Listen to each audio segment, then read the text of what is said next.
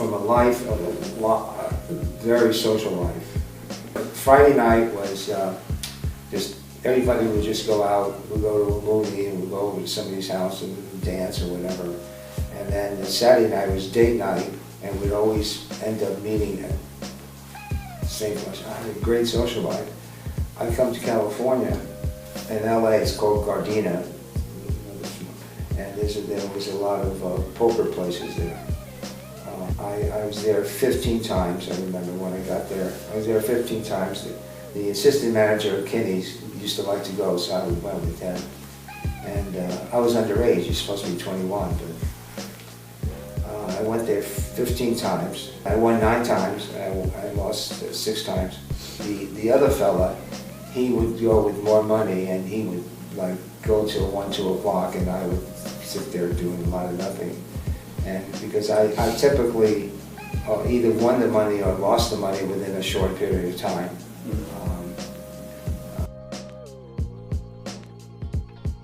My father worked.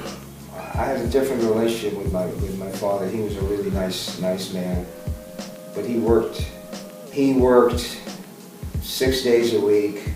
The only thing I ever remember going with him is I took him to a hockey game, a Ranger game. He just worked hard. He brought in money, and my mother was a homemaker.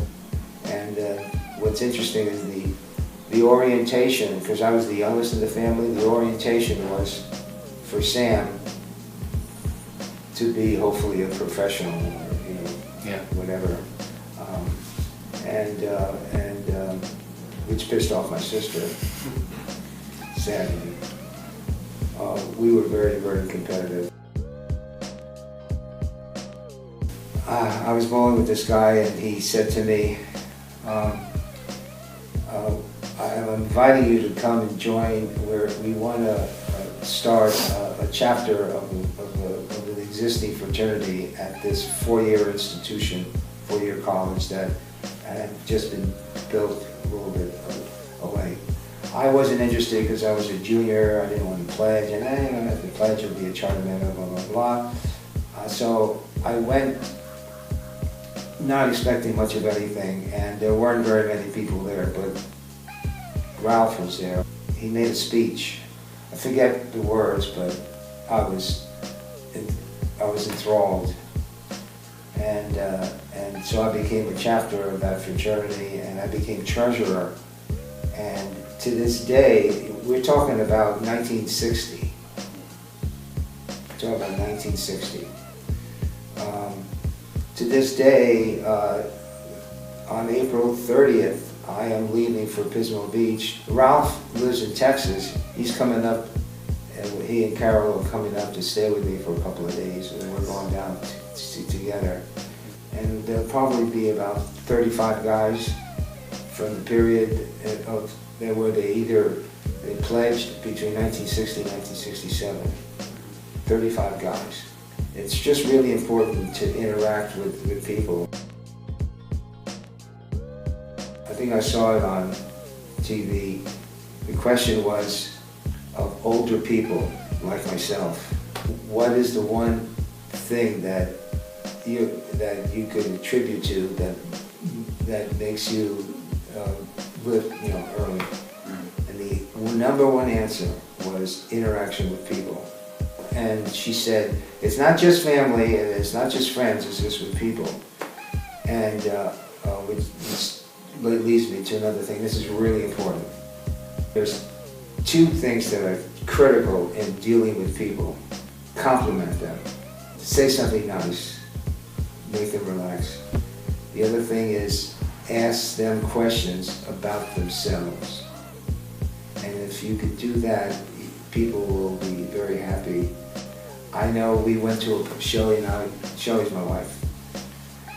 We went to a party a long time ago. A lot of people didn't know each other, and Shelley and I were thinking, oh shit, this is really boring. Shelley says, I know how to start it up. So she got everybody, that was my wife, she got everybody to listen to her. She said, okay, in order, tell us the most unusual place you had sex. That's it. Smiles, just everything. So Shirley and I would go to this one place. I don't want to get into too much detail there, but there was a class, and I thought this was so interesting. Chairs were just a circle. The lecturer, she had this pad, and they asked you to put your name down. And then she sat down, and next to her was an empty chair. And she said, I'm going to call out your name to come and sit next to me. And I want everybody to, in one sentence, say something nice about that person. So what ended up happening, there was one gal, she was older. She had short gray hair, and she was kind of very shy and very naive, kind of, and some younger lady, a good-looking gal, said, I wish I would be as good-looking as you when I'm your age. And the ladies just started to cry.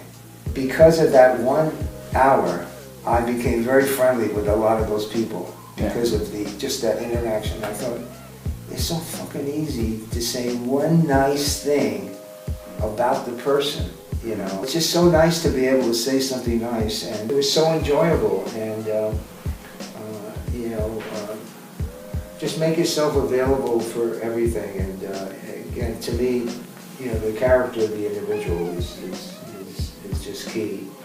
And you know, you need to present yourself well.